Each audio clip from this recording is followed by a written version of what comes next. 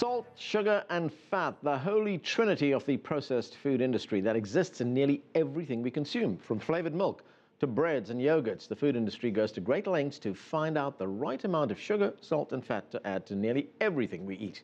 Once you reach that industry-dubbed bliss point, it's hard to stop. And according to critics, that's exactly what food manufacturers want. For years, many health experts told us there were no truly good or bad foods, that you could have anything as long as your diet was balanced.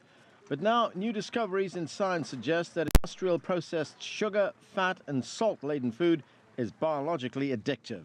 Now, remember the movie Super Size Me, where Morgan Spurlock ate 3 supersized meals from McDonald's every day for a month?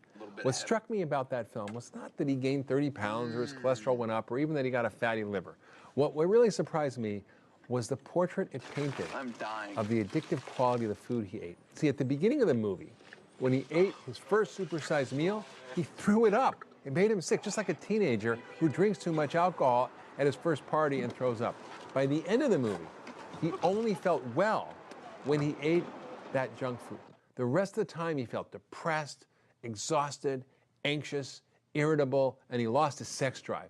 Just like an addict or a smoker withdrawing from his drug. The food was clearly addictive. Much of the sugar and salt we eat is hidden in foods that we don't consider sweet or salty. A typical 1-cup serving of canned soup may contain 800 milligrams of sodium, more sugar than ice cream.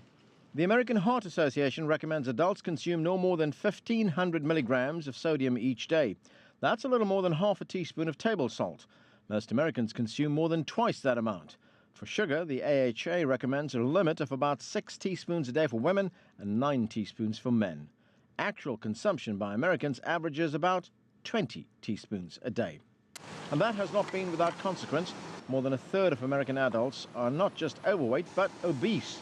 No stranger to setting international trends, obesity is arguably America's biggest export. Cheap, convenient food loaded with salt, sugar and fat has seen an increase in the Middle East and northern parts of Africa, where 62% of adults and 25% of children are now either overweight or obese. So we have exported the burden of obesity into the emerging economies, just at a time when we're kind of leveled off. This is a worldwide problem, and every country in the world should be concerned about it. In Mexico, 70% of all adults are overweight or obese. Nearly a third of adults in China now fit into that category. Even in the South Pacific, researchers find kids are consuming imported processed food at alarming rates. They were basically vegetarians with a little bit of fish that they normally would have.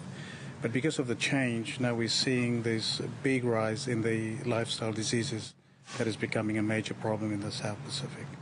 Today, United Nations figures show the number of people who are overweight or obese has surpassed the number of people who are malnourished. By 2030, more than 1 billion people worldwide are predicted to be obese.